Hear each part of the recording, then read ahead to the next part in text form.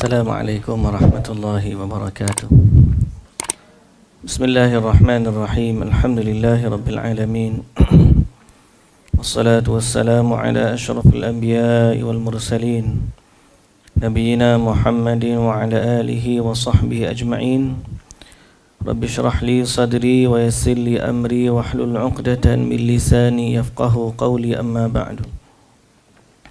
Alhamdulillah, puji dan syukur bagi Allah Subhanahu wa taala, Tuhan sekalian alam. Selawat serta salam atas Nabi junjungan kita Nabi Muhammad sallallahu alaihi wasallam, juga atas ahli keluarga baginda, para sahabatnya dan para pengikutnya yang setia sehinggalah ke hari kiamat. Alhamdulillah. Muslimin dan muslimat yang dirahmati Allah Subhanahu wa taala sekalian, syukur kita pada Allah telah memberikan kepada kita kesempatan pada pagi ini untuk menyambung siri bacaan kita dalam kitab Dosa-Dosa Besar, yang mana kita sebagai seorang hamba kepada Allah Subhanahu wa taala, pertama kita akui kita ni makhluk ciptaan Dia dan kita hamba kepada Dia. Yang kedua, dalam hidup kita ni, kalaulah kita semua ambil tahu cerita kita atau kita ambil urusan kita sepenuhnya, nescaya kita tak mampulah. Kerana kemampuan kita amat terbatas. Masa kita terbatas, kekuatan kita terbatas, kepandaian kita terbatas, dan segala-galanya kita adalah makhluk yang lemah.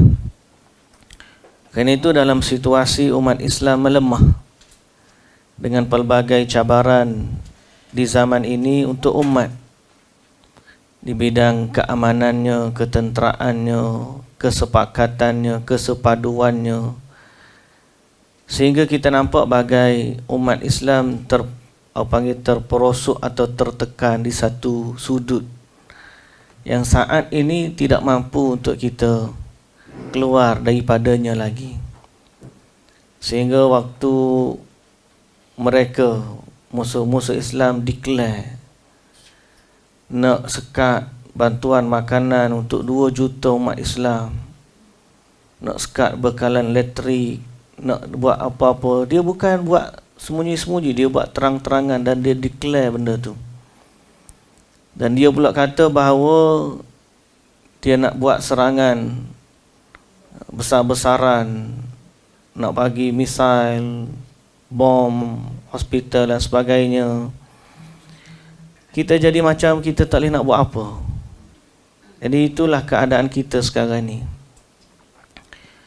Di saat satu sudut yang lain, kita sebagai umat sendiri banyak benda kadang-kadang di tempat kita pun kita rasa tak mampu keadaan dia. Walaupun kita kata Alhamdulillah, Allah telah memberikan kepada kita kenikmatan yang banyak, tapi berkaitan dengan agama kadang-kadang kita rasa tak mampu dan lemah. Boleh jadi kerana kita sebenarnya memang lemah dan kita tidak minta pertolongannya dengan Allah Subhanahu wa taala, dan tidak bersatu. Dan nak bersatu atas nama apa sebenarnya? Nah, sepatutnya kita bersatu di atas agama. Tapi apabila sebahagian ataupun orang tidak menjadikan agama sebagai matlamat dan tujuan dia, dia ada perkara-perkara yang lebih utama daripada itu, itulah yang halangan-halangan yang telah menyebabkan kita diuji sebegini rupa oleh Allah Subhanahu wa taala. Tidak lain dan tidak bukan, di saat ini kita semua kena kembali kepada Allah, muhasabah diri. Muhasabah diri dengan amal ibadah, muhasabah diri dengan bab akidah, muhasabah diri dengan kekuatan kita berpegang pada syariat, dan muhasabah diri daripada dosa-dosa yang telah kita lakukan. Sebab itu perkara atau buku yang kita baca ni sebahagian daripada bentuk muhasabah, dan kita nak belajar tentang perkara yang Allah murka, mudah-mudahan kita selamat daripadanya. Dan kita juga minta dengan Allah agar Allah ni tidak membiarkan kehidupan kita ni, atau Allah menyerahkan urusan kita kepada diri kita. Ya Hayyu Ya Qayyum birahmatika nastaghith aslih lana sya'nana kullahu wa la takilna ila anfusina tarfata ain.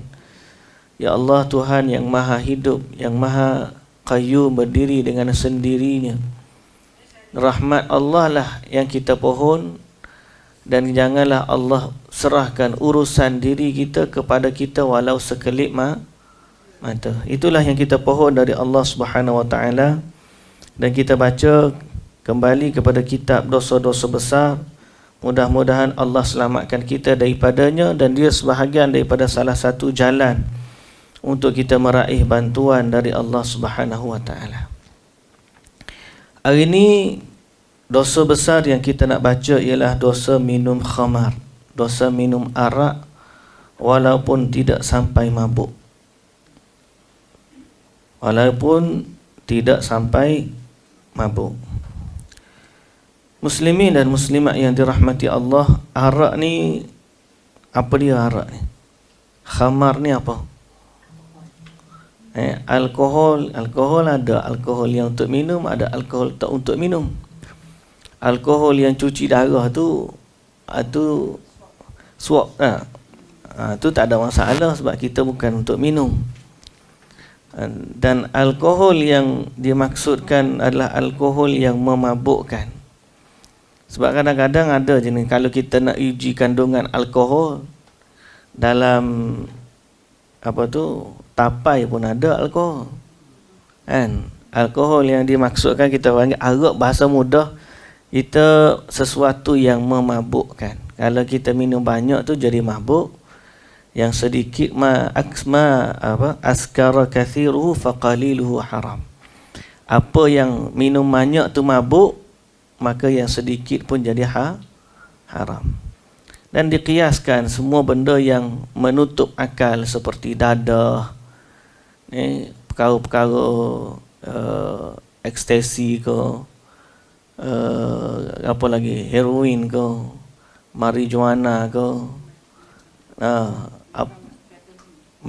nama saintifik tu nak sebut pun tak reti. Metafetamin, apa dia tu? Ya. Dia jenis ekstasi jugalah. Metafetamin dia panggil.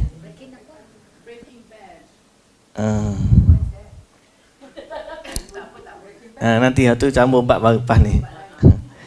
Jadi maksudnya semua benda yang memabukkan dikira arak.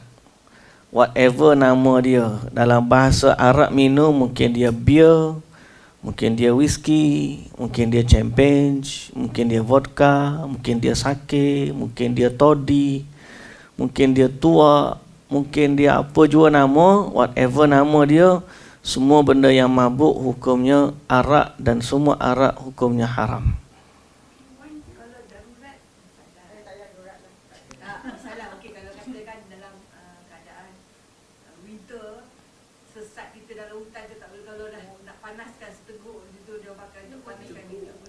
Ada cara lain tak untuk panaskan badan? Kalau you winter tak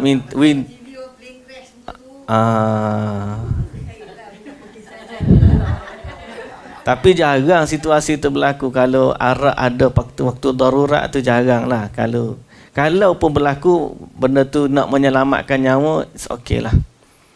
Tapi kalau nak memanaskan badan, banyak cara lah. Kalau kita boleh lagi. Wallahu ta'ala alam. Cooking wine. Cooking wine. Nama dia pun dah wine. Nak sebut pun payah saya ni. Cooking wine. Tak boleh juga lah. Haram lah. Nama dia wine kan. Nutmeg.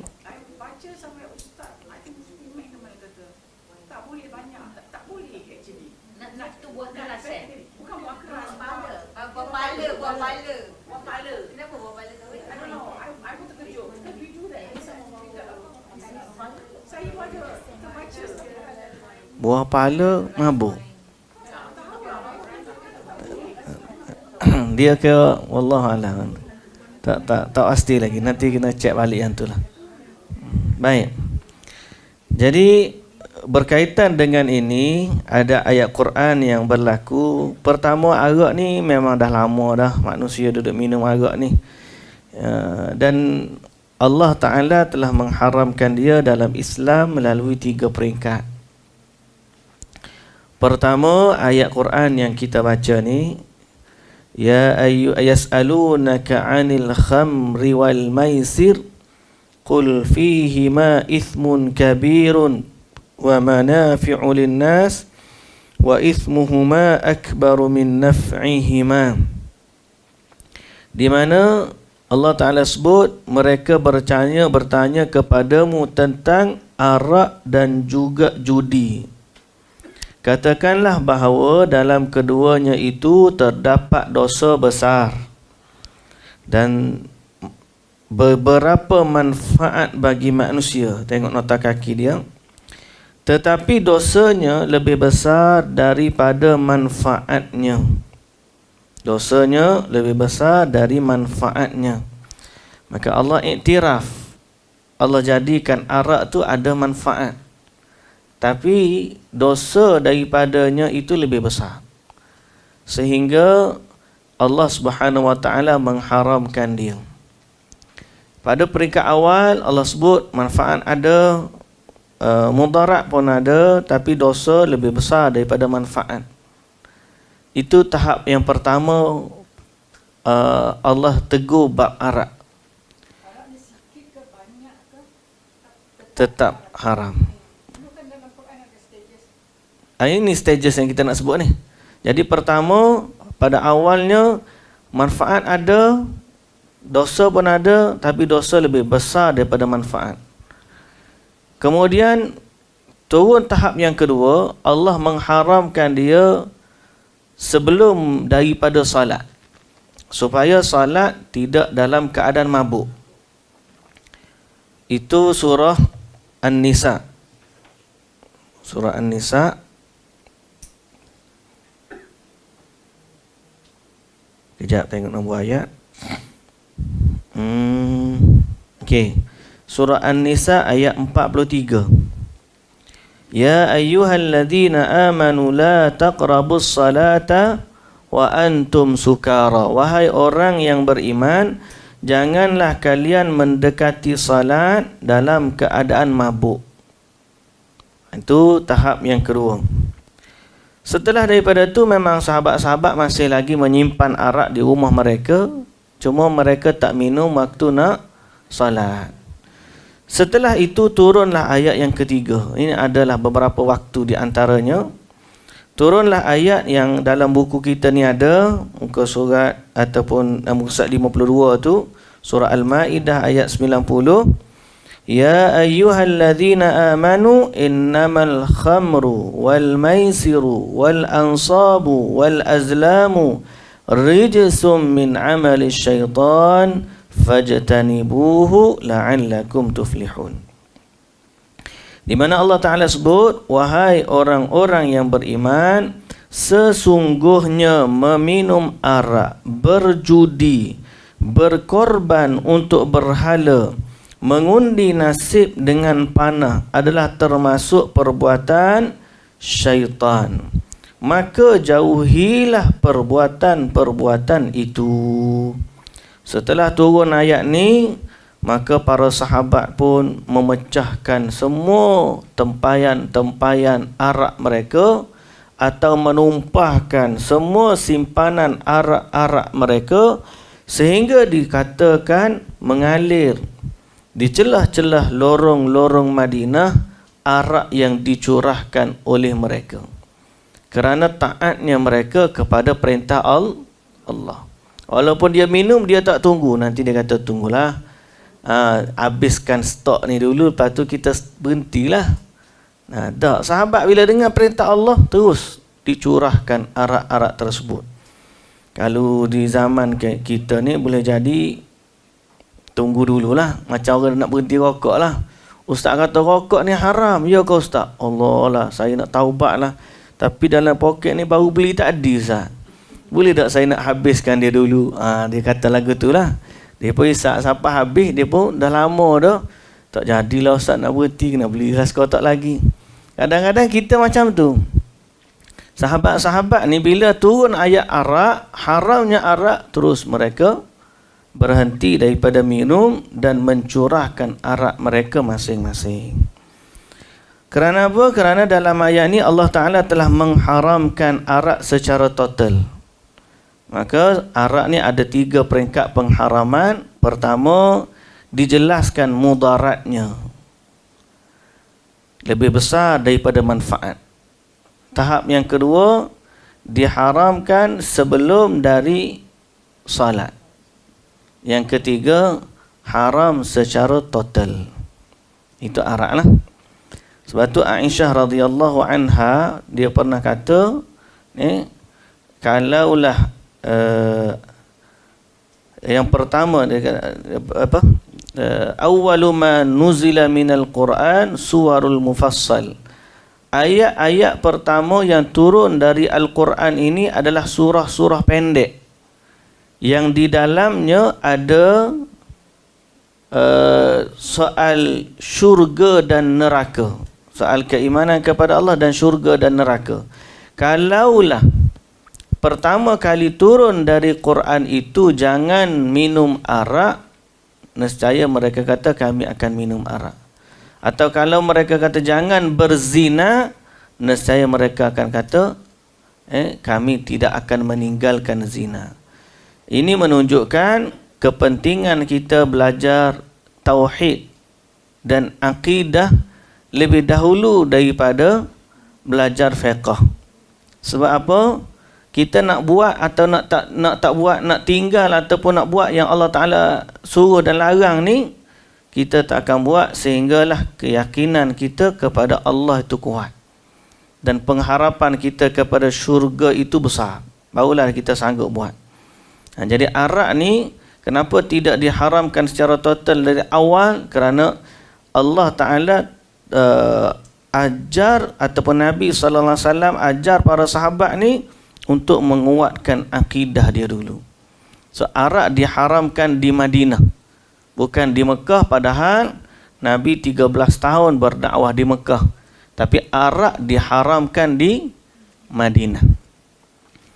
Muslimin dan muslimat yang dirahmati Allah Subhanahu wa taala sekalian, terdapat riwayat yang sabit dari Ibnu Abbas radhiyallahu anhuma, dia berkata, lamma nazala tahrimul khamri masya sahabatu ba'duhum ila ba'din wa qalu hurrimatil khamru wa ju'ilat adlan lisyirki. Berkata Abdullah ibnu Abbas, tatkala turun pengharaman khamar, sebahagian sahabat berjalan kepada sebahagian sahabat yang lain dan berkata, khamar telah diharamkan dan dijadikan sedarjat dengan syirik. Dijadikan sedarjat dengan syirik. Maka sahabat-sahabat pun takutlah, lalu meninggalkan. So mana poin dia yang kata darjat sedarjat dengan syirik ni? How do we know? Macam mana disamakan darjat dengan syirik tu?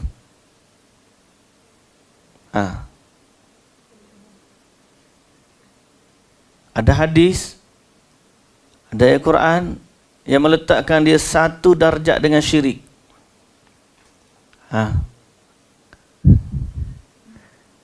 Tu hari kita baca tadi sebelum tu. Baca sekali lagi. Ya ayyuhalladzina amanu innamal khamru. Khamru tu apa? Khamar, arak. Wal maisiru, judi. Wal ansab, tilik nasib. berkorban untuk berhala. Wal azlam, mengundi nasib. Undi nasib, sembelih binatang kepada berhala. Bukankah ini syirik? Jadi Allah letakkan arak sama level. Sebab tu Ibnu Abbas kata, kala turun ayat pengharaman arak, sahabat-sahabat pergi bagi tahu kepada sahabat yang lain, Allah dah letakkan arak sedarjat dengan syirik. Dalam ayat ni Allah sebut syirik bersama dengan sebut terhadap sembelih terhadap berhala dan juga tilik nasib. Tilik nasib, sembelih binatang korban untuk berhala, itu syirik.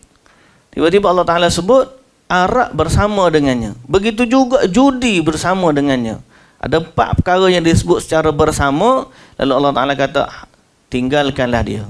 So berdasarkan ayat ni, kita para sahabat faham Allah telah meletakkan arak sedarjat dengan syirik. Abdullah bin Umar bahkan berpendapat bahawa radhiyallahu anhu, meminum arak adalah dosa yang paling besar, dan minum arak tidak diragukan adalah induk dari segala perbuatan keji, dan orang yang melakukannya telah dilaknat dalam banyak hadis. Orang yang melakukannya telah dilaknat oleh banyak hadis. Baik. Kita berhenti pada induk segala perbuatan keji. Induk segala perbuatan keji. Maka arak ni dia adalah ibu maksiat. Pernah dengar tak cerita seorang lelaki soleh nama dia Barsisa? Tak pernah dengar?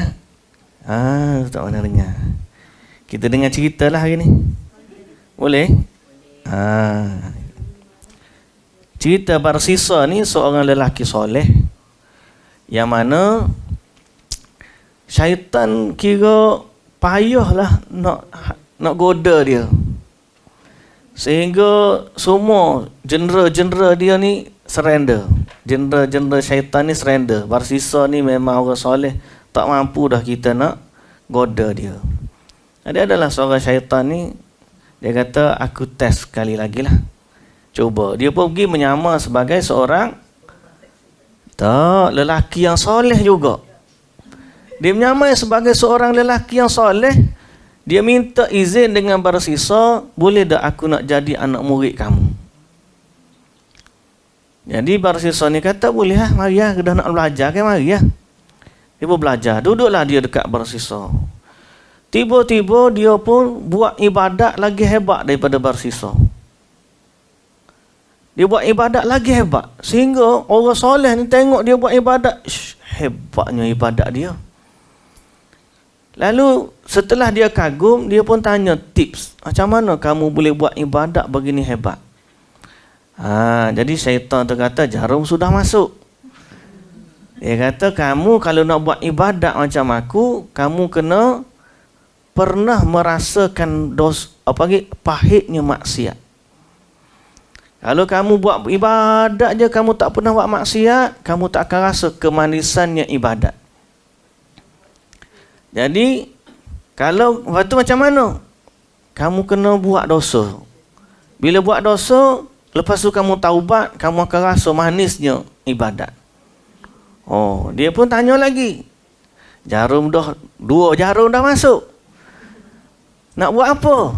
Dia kata, kamu pilihlah. Kamu buat dosa, kamu pergi bunuh orang.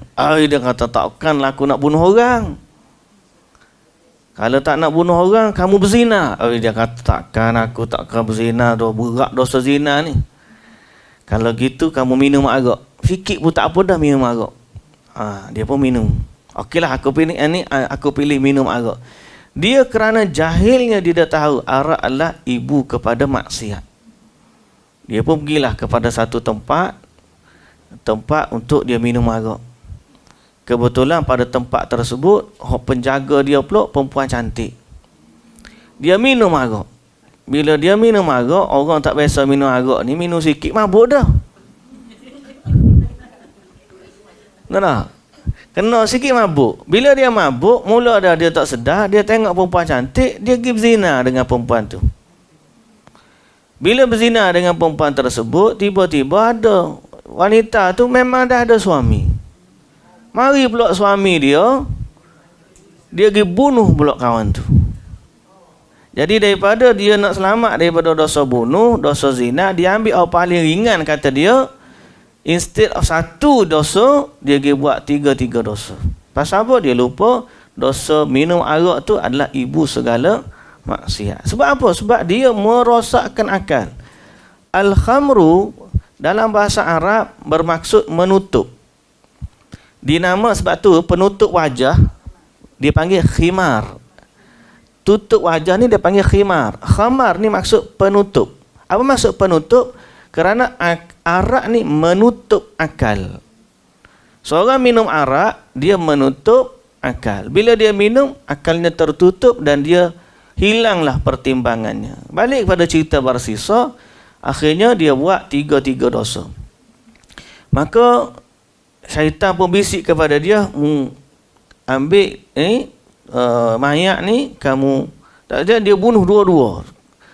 Dia bunuh dan dia tanam dua-dua mayat tu, dan syaitan tarik satu percikan kain tu diletak atas sebagai tanda. Lama kelamaan Barsisa pun balik ke rumah dia. Tapi iblis ni, dia perancangan dia memang dia nak rosakkan Barsisa. Dia pergi bagi tahu kepada orang bahawa dua orang ni peniaga suami isteri ni dah hilang, mati, kena bunuh. Cari, maka dia kata pergi cari tempat sekian-sekian ada mayat dia. Jumpa. Bila jumpa mayat tersebut, siasat punya siasat, maka kembalilah kes tu kepada Barsisa. Ditangkaplah si alim, si soleh ni, ahli ibadat. Ditangkaplah dia. Kalau alim dia tak buat macam tu, dia biasanya ahli ibadat yang kita sebut. Maka dia rajin ibadat tapi dia jahil tentang besarnya dosa itu. Lalu dia tangkap dan dipenjara, nak dihukum bunuh. Datanglah syaitan. Syaitan kata, sebenarnya akulah hak buat semua ni. Jadi kalau kamu nak selamat daripada hukuman bunuh, boleh. Kamu kena ikut aku dan tunduk kepada aku. Dia kata, nak ikut macam mana? Aku dah kena ikat semua ni. Dia kata, kamu tundukkan kepala sebagai isyarat kamu tunduk kepada aku. Lalu dia pun tunduk. Di saat itu akhirnya dia mati dihukum bunuh. Dan dia mati dalam keadaan tunduk kepada syaitan. Hanya disebabkan jahilnya dia tentang arak adalah ibu segala maksiat. Okay? Jadi kita berlindung dengan Allah daripada perkara tersebut. Ya. Tidak zaman tu lah. Syaitan kalau nak menyerupai manusia zaman ni pun boleh. Syaitan memang boleh menyerupai manusia seperti mana malaikat pun boleh menyerupai manusia. Ingat tak cerita waktu Nabi Muhammad sallallahu alaihi wasallam nak dibunuh oleh orang-orang musyrikin Quraisy? Ada seorang lelaki tua masuk mesyuarat. Tak pernah dengar tak cerita tu? Tak ingat dah. Ingat-ingat lupa tu, nak dengar cerita lagi lah tu.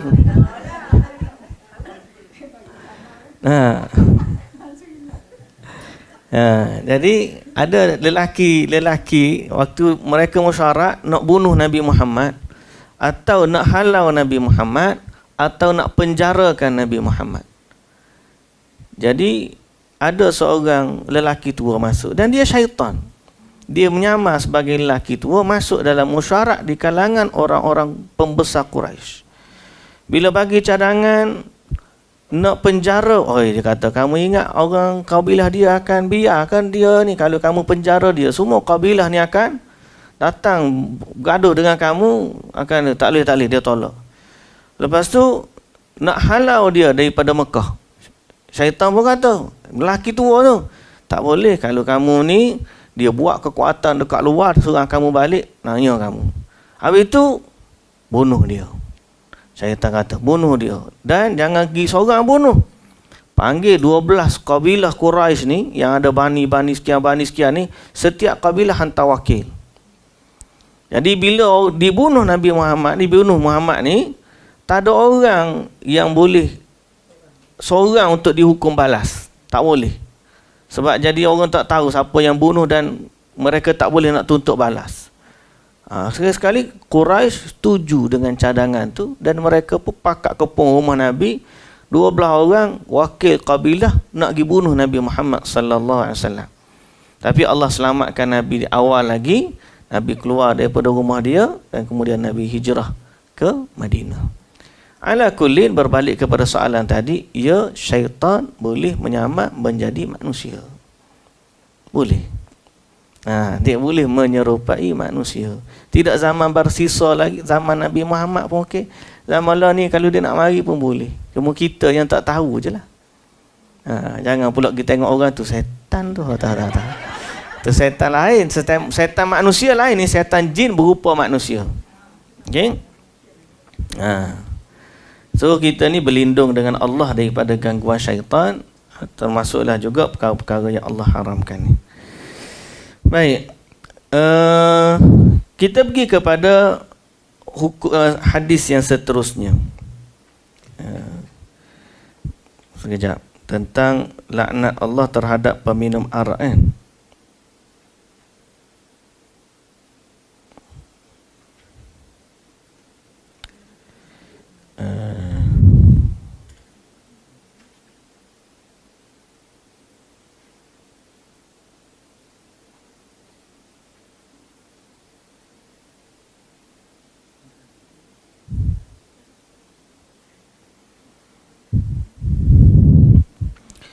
Baik, kita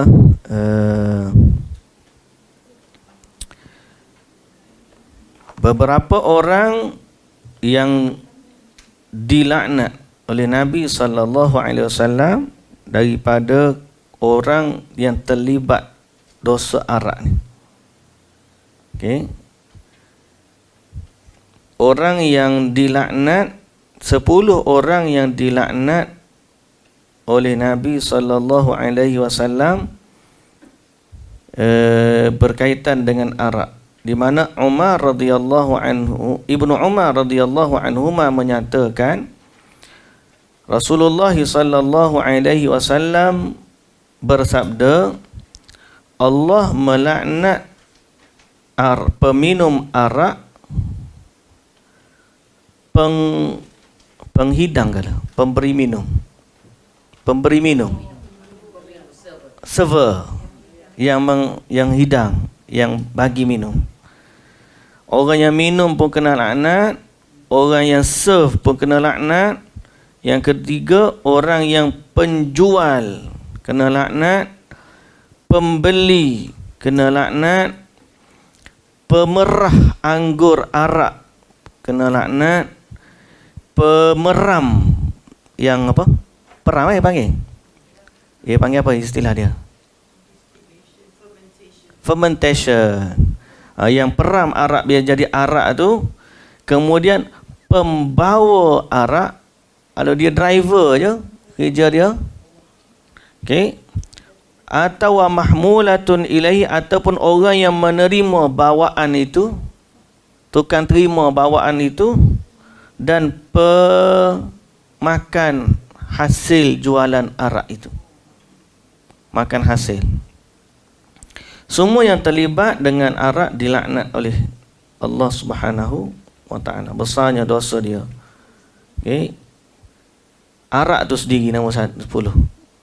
Arak, dia Allah melaknat arak, peminumnya, penghidangnya, penjualnya, pembelinya, pemerahnya, pemeramnya, pembawanya, yang dibawakan kepadanya, dan yang memakan, yang menerima hasilnya. Okey. Wa mahmulatun ilaihi. Kalau dia jual terima je. Dia tak beli pun tak jual, dia terima je. Duduk cokah situ pun. Kalau tanam lain, tanam anggur lain. Makan anggur tak apa. Anggur tak salah tanam, buat arak tu salah.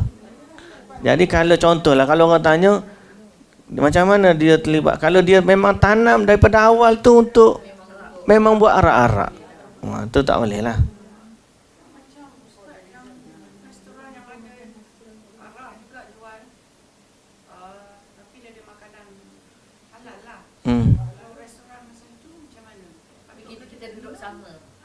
Macam ni Ustaz. Kita tak minum tapi benda tu ada. Ya. Ustaz, ada restoran macam kat Pullman, tak payah pergi restoran mana-mana lah, kat hotel-hotel. Ada juga anak-anak dekat kalau kita duduk bersama, saya pernah jumpa one Syekh nak jumpa dia. Dia yang pilih tempat. Betul-betul. Dia very rigid Ustaz. Dia kata tak boleh. Tapi dia yang pilih tempat, dia betul-betul duduk sebelah arak tu. Macam cakap dengan dia, saya diam je lah. So, macam mana keadaan dia tu? Dia dah tempat tu tak ada masalah. Tempat tu kita pergi bukan minum arak pun, tempat jualan tu. Tapi kalau kita boleh elak lah. Cuma tak adalah kata sampai tu termasuk dalam yang dilaknat tu. Okey. Cuma saya lebih concern pasal ni.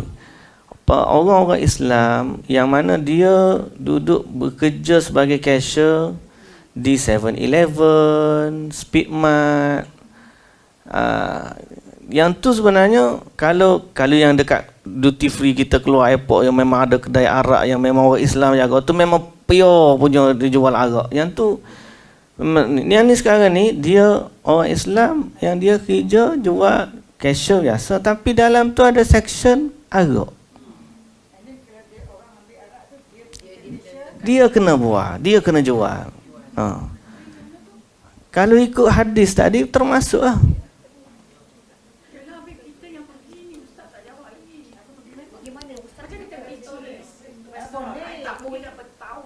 Boleh kata dah tak ada. Yang tu tak ada masalah kata-kata.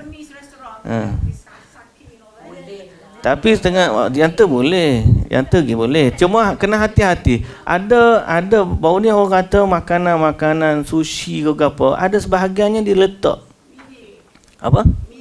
Mirin.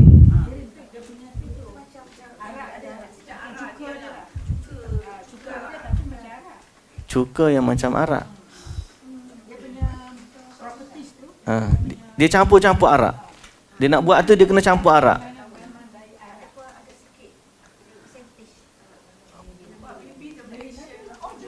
Dia gini, dia kena percentage dia macam ni. Dia Allah Taala alam lah. Boleh nak terang ni. Anggur sebelum dia jadi anggur memang ada percentage. Nak jadi arak pure tu belum ada alkohol dah sikit. Ya betul. Dia jadi mula-mula tu ada je alkohol. Mula-mula tu kita panggil sebagai nabith. Nabith ni dia rasa nak macam tu, dia macam air tuak kita lah.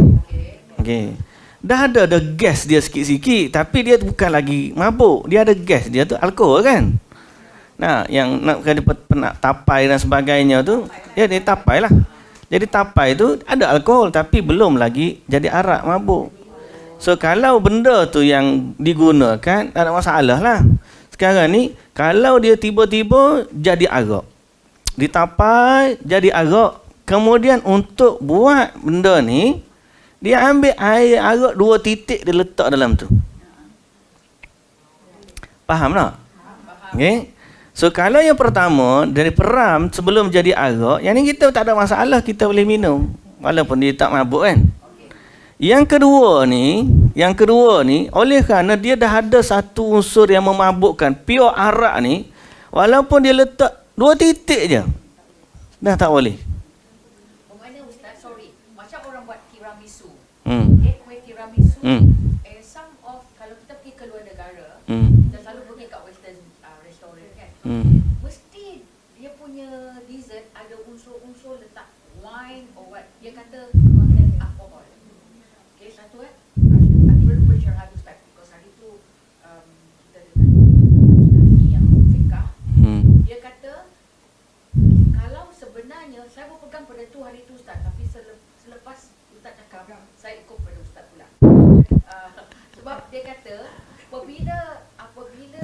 wine tu sudah dimasak, dia dah evaporate.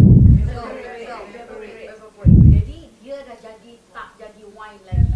Dia dah jadi tak memabukkan. Itu memang pasti. Dia tidak akan memabukkan. Kalau apabila wine masuk ke dalam tiramisu. Jadi dia kata boleh dimakan. Itu ustaz tu cakap. Kan kita tanya hari tu. Jadi saya ingat. So dia kata ustaz ni fiqh ke tidak, dia kata.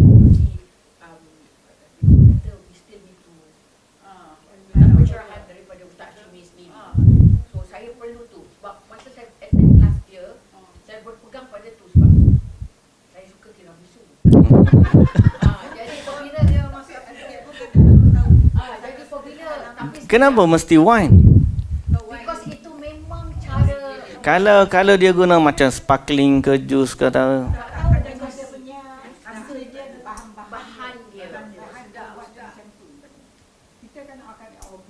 Bukan putih punya ustaz. Kalau pergi ke restoran orang putih. Macam dia letak brandy dalam Dia ada letak Christmas. Orang letak brandy dalam bukit. even chocolate for that matter. Chocolate pun ada some of the chocolate yang memang ada alkohol. Jadi saya perlu pencerahan daripada ustaz. Betul tak? Si, you dah dengar kan? Yang pasal yang tiramisu tu dia kata bila dah masak Kicap Jepun. Sake agak betul. Kicap tu.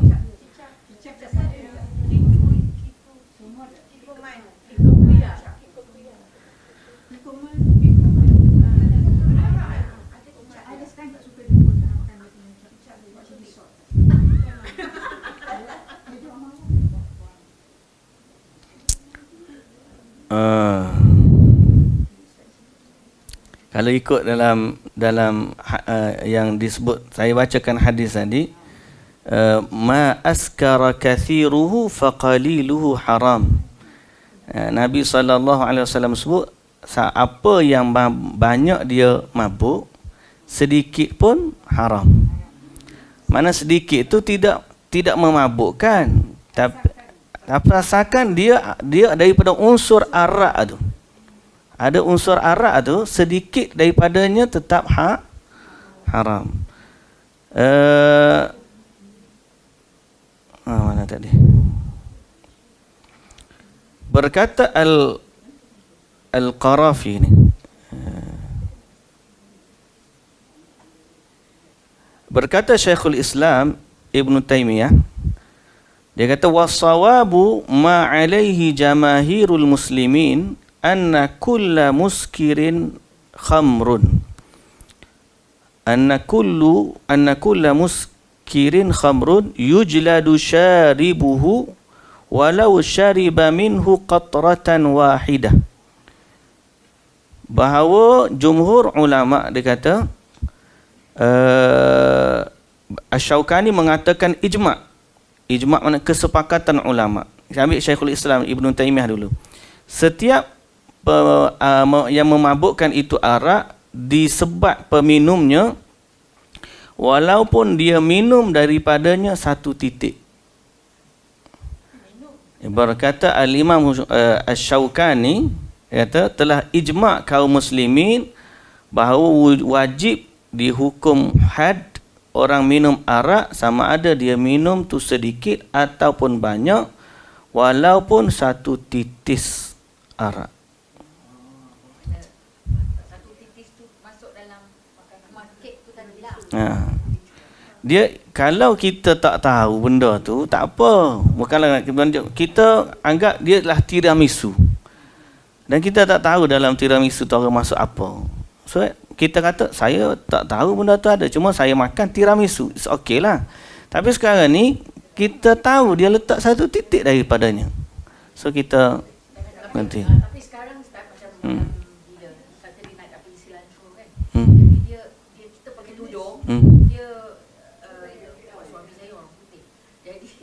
Jadi apabila saya nak order Kau putih orang soleh. Suami soleh kan minta kita dapatlah soleh. Lepas tu kita pakai tudung. Jadi dia automatically dia kata dia kata the apa dia nama air audio bagi beef whatever, dia kata the sauce ni contain alcohol. Are you okay with it? Dia kata, I said no. So I tak makan lah. Lepas tu ada coklat lagi dia orang letak dekat situ. This chocolate dia kata this one contain alcohol. This one I make special for you. There's no alcohol. Jadi dia dah tahu kita pakai tudung. Pergi London pun semua. Apabila dia pakai London dia boleh dia cakap. Kalau dia cakap macam tu, kita benarkan atau was-was kita tinggalkan. Dia dah cakap. Baik kita tinggalkan. Dia dah tinggal. Dia dah cakap dah. Kita tak buat tu, kita tak rancang kan. Ya, okey dah. Dia dah cakap dah. Dia cakap tu kira okey dah. Lagipun kalau makanan orang ahli kitab macam Yahudi apa semua kan, kalau dia kata dia sembelih cara Yahudi, okeylah. Kan sebab Allah halalkan kita untuk makan makanan ahli kitab kan, yang dibacakan ikut syariat dia lah. Maknanya Yahudi memang dia baca bismillah waktu sembelih. So kalau kita dia kata Yahudi, kita tak kena tanya, betul ke Yahudi tu baca gini-gini? Sebagaimana kita tak tanya orang Islam macam ni, kalau dia dah kata contohnya ada logo halal kosher kan, kosher tu kalau ada kosher, it's okay lah, it's okay lah. Jadi kalau kita tahu macam tadi, dia kata ini mengandungi alkohol, mana dia buat daripada wine, so kita kata yang ni saya tak nak lah. Kalau dia kata yang ni saya buat dengan tak ada wine dan benda ni, it's okay. So dia dah cakap. Sebab tu antara kelebihan ataupun fadilat lah, kelebihan kita ni mengenakan penampilan muslim atau muslimah, ialah banyak kebaikan-kebaikan agama tu datang kepada kita. Dalam kes tadi bab makan minum lah. Kadang-kadang dalam bab salam pun, saya kadang turun kereta, kita nak isi minyak, orang jauh kita tengok Assalamualaikum, kita dapatlah fadilat. Pasal panggil image tu orang bagi salam kat kita. Pergi kat kamera Highland pun ada pekerja-pekerja orang kita tengok tu Assalamualaikum. Dia berani bagi salam kat kita. Kalau tidak orang pun nak tengok aku nak bagi salam ke tak nak bagi salam. So dalam kes tadi betul lah, kalau kita bawa penampilan Islam, so bila orang nak serve dia akan respect kita. Dia tanya ni begini. Ya, jadi alhamdulillah. Cuma dalam bab hukum Asy-Syaukani, Al-Imam Asy-Syaukani kata ijma' para ulama Islam bahawa minum arak tu haram walaupun satu titik. Berdasarkan hadis tadilah yang saya bacakan, Nabi SAW sebut apa yang mabuk dengan banyak maka sedikit pun haram. Ya. Bila kita tahu ada unsur tu, kita elak. Baik. Sebaiknya, sebab tu saya siapa-siapalah di kalangan kita yang ada panggil modal ke, ada apa, berbisneslah industri makanan. Jaga makanan umat Islam tu satu jihad. Satu jihad pada kita. Kita ni cakap boleh tapi nak buat tak mampu. Orang-orang macam Arkam dulu, dia dah mulakan jihad tu, tapi masalah dia sudut akidah pula.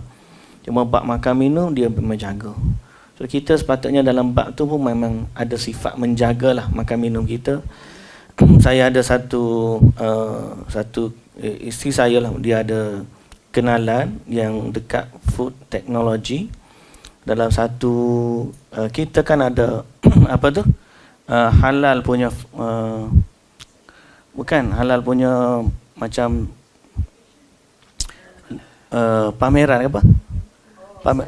Exhibition ni yang ada halal MIHAS dia panggil, Malaysian Industry Halal industry punya ni. Dia pergi, dia kata food technology, dia pergi tu dia tengok, dia kata kita ni betul dah industri halal, cumanya kebanyakan pemain industri halal adalah orang non-Muslim. Kita orang Islam tak menceburi, padahal tu sebahagian daripada kewajipan kita lah. Sehingga bila berbalik kepada tu, kita sampai sekarang ni kita hanya bagi orang kata halal, kita makan lah. Memang itu setakat tu lah kita mampu. Tapi kalaulah ada makanan-makanan umat Islam yang betul-betul buat, kita consume makanan tersebut, itu lagi baik. Kat China Islam dia buat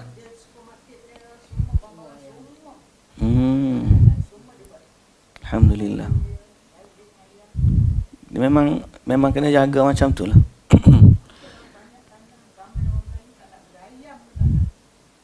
Jom kita belayar. Maya kita belayar tak? Siapa ada modal kita keluar modal beli ayam. Baik, kita sambung cerita kita. Belum kita cerita bisnes ayam pula mana. Betul ni. Kita sambung dulu. Dan Nabi SAW bersabda, man syaribal khamra fajliduhu wa in ada fajliduhu wa in syaribaha fajliduhu fa in syaribaha rabi'ata faqtuluhu. Disebut bahawa Nabi SAW bersabda, siapa yang minum arak maka cambuklah dia. Cambuknya maksud apa? Sebat. Sebat. Cambuk ataupun sebat. Disebat, dipukul. Jika dia kembali, maka cambuklah dia lagi. Jika dia masih kembali juga meminumnya, maka cambuklah dia lagi. Dan jika dia masih kembali setelah minum kali keempat, maka bunuhlah dia. Maka hukum hudud ni yang disebut hukum peminum arak, hukumnya disebat. Bilangannya ada perbahasan daripada ulama, cuma disebut berdasarkan riwayat dari Umar radhiyallahu anhu. Zaman Umar menyebat peminum arak dengan 80 rotan. Okay. Sayyidina Umar telah menghukum peminum arak dengan 10 rotan. 80 sebatan.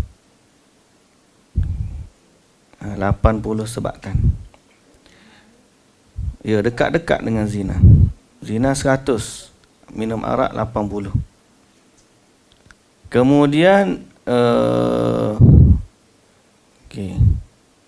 kerana datang dalam riwayat Muslim, anna Nabi sallallahu alaihi wasallam jalada fil khamri bil jaridi wan ni'an. Nabi pukul dengan pelepah kurma dan juga dengan ni'an ni selipar. Ada, sehingga mereka jumhur ulama menyatakan dipukul 80. Sebahagian pendapat kata 40, tapi jumhur ulama berpandangan 80 rotan. Kemudian dari sambung buku kita lagi.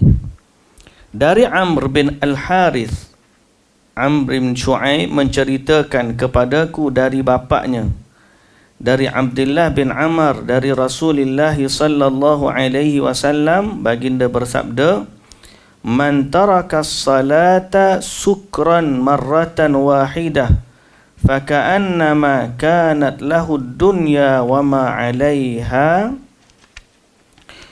fasulibaha wa man taraka as-salata arba'a marratin sukran kana haqqan 'ala Allah an yasqiyahu min tinatil khabal. Qila ya Rasulullah wa ma tilatul khabal? Qala usaratu ahli jahannam. Yang bermaksud, barang siapa yang meninggalkan salat kerana salat sekali kerana mabuk, maka seakan-akan dia sebelumnya memiliki dunia dan segala isinya, lalu diambil paksa darinya. Siapa tinggal salat sekali kerana dia mabuk, seolah-olah hilang daripadanya segala harta seisi dunia. Okay. Barang siapa yang meninggalkan salat 4 kali kerana mabuk, maka adalah hak bagi Allah untuk memberinya minum tinatul khabal. Tinatul khabal yakni lumpur busuk. Ditanyakan kepada Nabi, apa itu tinatul khabal? Baginda menjawab, sari pati dari darah dan nanah para penghuni neraka Jahannam. Okey, sanadnya sahih. Dalam riwayat yang lain, Nabi SAW bersabda, Inna 'ala Allahi ahdan liman yashrabul muskira an yasqiyahu min tinatil khabal.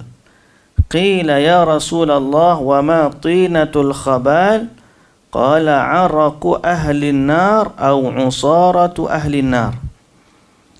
Hadis diriwayatkan oleh Imam Muslim, sesungguhnya ada satu janji yang Allah bagi, ada satu janji Allah bagi orang yang meminum minuman yang memabukkan, bahawa dia akan memberikannya minum dari tinatul khabal. Ditanya, wahai Rasulullah, apakah tinatul khabal itu? Baginda sallallahu alaihi wasallam menjawab, keringat para penghuni neraka atau saripati darah dan nanah para penghuni neraka. Inilah ancaman di akhirat bagi orang yang meminum arak di dunia. Tinatul khabal tu apa? Pati hak bila, kalau kita kata bila dah dibakar, keluar nanah, keluar darah, maka dia berkumpul dekat bawah. Maka diambil pati tersebut dan diberikan makan kepada orang yang dahulunya meminum arak. Ini hadis riwayat Imam Muslim. Itu batu kita takut walaupun satu titik tu. Istilahnya walaupun tak mabuk tapi ancamannya keras. Sebab kita bukan sekadar takut mabuk dak, kita takut haram tu. Kalau ada kaedah mabuk, dia kata saya dah champion setakat satu tin bia, belum mabuk lagi. Boleh tak dia kata? Tak, mabuk tu adalah natijah akhir.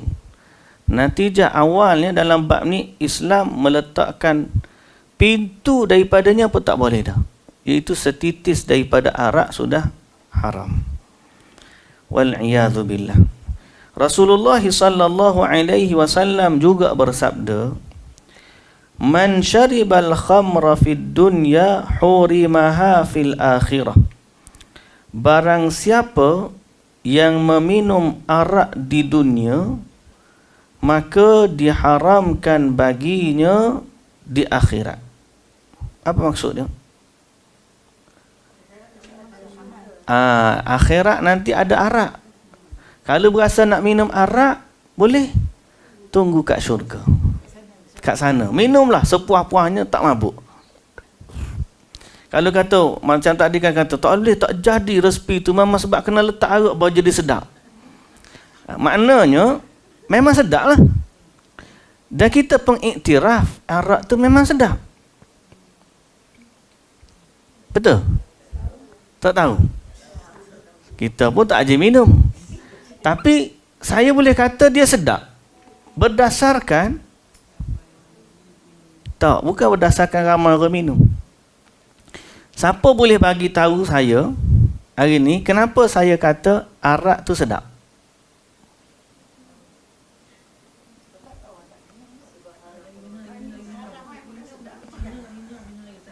Minum, pasal nak minum lagi. Jadi itu sedap. Haram tak minum juga. Maknanya dia sedap lah. Tu orang minum, kalau tak sedap tak minum. Okey, boleh diterima walaupun dah haram. Jadi memang haram ni benda sedap lah. Jawapan saya, kerana apabila dia dalam syurga ada, berarti dia memang sedap.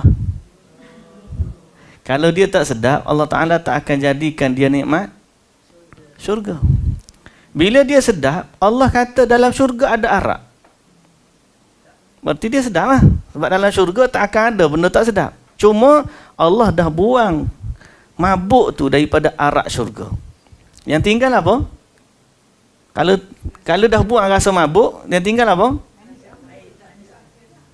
Sedap dia tu lah. Jadi orang minum sebab nak sedap, ada implikasi mabuk. Ada sebahagian orang minum memang tujuan dia nak mabuk. Bila Allah dah buang mabuk, yang tinggal apa? Sedap lah. Mesti dalam syurga ada, mesti dia sedap lah. Jadi arak ni memang sedap. Conclusion dia, nah, X tolak Y sama dengan bawah sekali, potong, tinggal bawah. Ada tu sedap. Pasal apa? Dia dalam syurga tu. Dah buang semua memabukkan dalam dia. Jadi memang dia adalah sedap. Cuma Nabi SAW kata, di akhirat, siapa yang minum dia di dunia, diharamkan minum arak di akhirat. Maksudnya, payahlah nak masuk syurga tu. Istilah dia. Sebab syurga, arak dalam akhirat ni ada dalam syurga. Ini ancaman-ancaman ancaman agama terhadap peminum arak. So kalau nak minum, boleh tunggu dalam syurga. Minumlah sepuas-puasnya tanpa mabuk. Bukan setitik lagi lah, nak minum bergelen pun boleh. Betul. Dan tak mabuk dan tak ketak perut. Kadang-kadang orang minum, kita tak tengok cerita orang minum arak ni balik mabuk, muntah-muntah pula. Dia bukannya dia sedap sekejap tu tapi mudarat dia lepas daripada tu kata busuk, lepas dia muntah, dia punya bau dia. Cakap dengan pak cik taksi tu, dia muntah dalam taksi. Allahu Akbar, dia kata, ustaz, kalau muntah bayi pun kita rasa busuk dah. Muntah baby minum susu, dia kata muntah arak ni dia punya bau busuk. Dia kata, wallahu ta'ala alam. Saya tak tahulah, tu pak cik taksi yang bagi tahu. Kesian ke pak cik tu, kena naik kereta dia muntah dalam kereta. Dan Nabi SAW bersabda, mudminul khamri in mata laqiyallaha ka'abidi wathanin. Dalam riwayat Imam Ahmad, Nabi SAW bersabda, okey, nota kaki dia dalam isnad milik disebut, barang siapa, Imam Ahmad dalam musnadnya, barang siapa peminum mudminul khamr, minum arak dan pencandu, penagih. Orang tu memang ketagih arak. Siapa yang minum arak dan ketagihan arak, jika dia mati dalam keadaan tidak bertaubat daripadanya, maka dia bertemu dengan Allah seperti penyembah berhala. Okay. Wallahu ta'ala a'lam. Baik. Selain daripada hadis yang ada, oleh kerana kita ada sikit masa lagi nak baca hak baru tu, takut panjanglah pula. Kan? Beberapa berkaitan lagi dengan ancaman terhadap peminum arak ni, selain daripada laknat dan juga sebat yang kita bacakan tadi.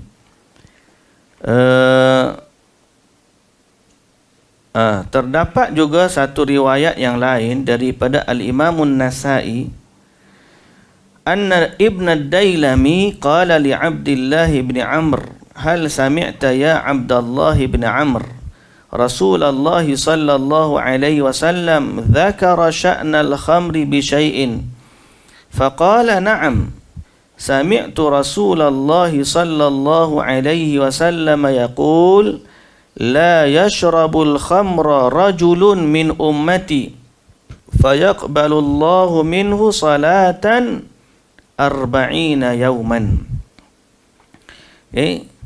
Wal ma'na annahu la yuthibuhu 'alayha, la annahu la tajibu 'alayha as-salah, bal yatawajjabu 'alayhi an ya'tiya bi jami'is salawat. Walau taraka as-salata fi hadzal waqt lakana murtakiban lil kabirah min a'zamil kaba'ir.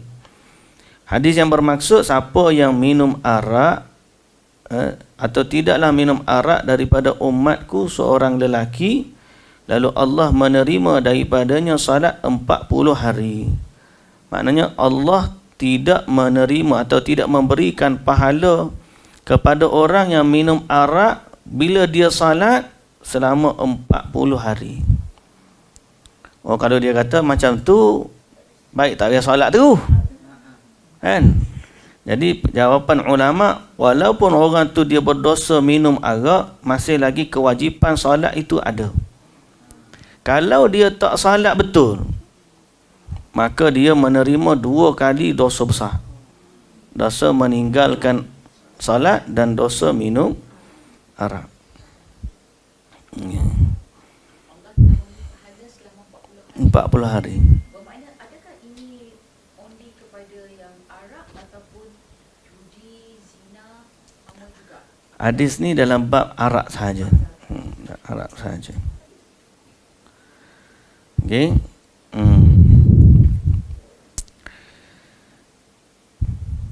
Apa lagi yang boleh 40. Okey, amma salatu was-siyamu min syaribil khamr fala syakka annahu yajibu alaihi an yuaddiya salata fi awqatiha. Adapun salat dan berpuasa masih lagi menjadi kewajipan peminum arak. Sebab tu kita kata juga siapa yang minum arak salatlah. Jangan tak salat. Letak dalam makanan ke, setitik ke, mabuk tak mabuk ke, segelas ke, tak ada cakap kan? Satu session. Kalau masuk makanan ni, Kita tak tahu, tak apalah. Wallahu ta'ala alam lah. Yang kita tak tahu, kita serahkan kepada Allah Subhanahu wa ta'ala. Yang tadi, yang sebut tadi, la yashrabul khamra rajulun min ummati, siapa tidak minum arak, disebut arak. 40 hari tadi disebut minum. Jadi kalau bab dia panggil istihalah, ada perbahasan istihalah yang disebut tadi, dia dah campur dengan benda lain sehingga kita tak tahu. Yang kita tak tahu tu wallahu ta'ala alam. Tapi kalau macam yang viral baru ni, yang nasi ayam dekat Claypot, dekat Petaling Street dekat mana? Kat saya? PJ. Dia memang dia nak letak wine, cooking wine. Dengan satu lagi, dia ada letak 2 botol. Satu cooking wine, satu lagi apa? Orang Melayu pakai kopiah lagi pak cik tu. Dia tahu je. Dia tahu, dia dah meniaga lama dah. Yang masukkan wine yang dia kata evaporate tadi, adakah itu jatuh kepada syubhat? Pandai kita tidak pastikan. Ya, memang syubhat lah benda tu, kita tak tahu dia letak apa. Kalau kita tak tahu dan kita memang makan benda tu atas sifat dia asalnya seperti halal, masa kita berhukum dengan yang zahir itu. Kalau bila dah tahu, macam contohnya cooking wine tu kan, orang tak tahu pun tu. Selama ni dia duk makan, sedap lah, apa tak macam nasi ayam tempat lain, dia duk makan. Lepas tu baru dia tahu, oh makcik tu letak cooking wine. So dia kena berhenti lah. Hak dia dah makan dah selama ni, wallahu ta'ala alam, dia istighfar kerana sebelum ni dia tak tahu. Tapi kalau dia dah tahu, stop. Macam mana Ustaz Ustaz ni orang yang bagus juga lah consider fikah dia. Sebenarnya apabila saya dengar daripada Mufti Meng, memang dia kata haram. Seperti apa pendapat Ustaz ni, saya follow lah. Tapi semenjak saya ikut kuliah dia juga, dia kata boleh. Because saya berpegang pada itu. Because dia kata apabila dah masak, dia dah tak jadi memabukkan lagi. Maka boleh dimakan, dia kata. Jadi, bukan tiramisu balik. Dia kata macam coklat ada alkohol, saya kata okey lah sebab dia kata. Saya pula pada mendidik anak saya, mendidik suami saya, actually boleh, saya kata macam tu. So now, to turn back lagi, apabila saya belajar. Nantilah kalau kita tidak kita detailkan bab tu nanti apa-apa pandangan yang ada, tapi setakat ni yang saya faham dan saya belajar macam tu. Apa yang menyebabkan dia kata saya takut macam ni, ada satu hukum lain yang bab istihalah ni dipakai pada bab yang lain, tiba-tiba diguna pakai dalam hukum yang lain.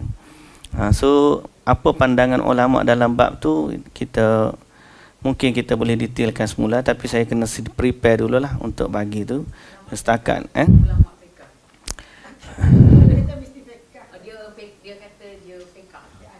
Dia Ada satu, kita ala hadis ni, dia ada satu cerita orang Badui. Dia jumpa unta dia hilang dekat dengan padang pasir.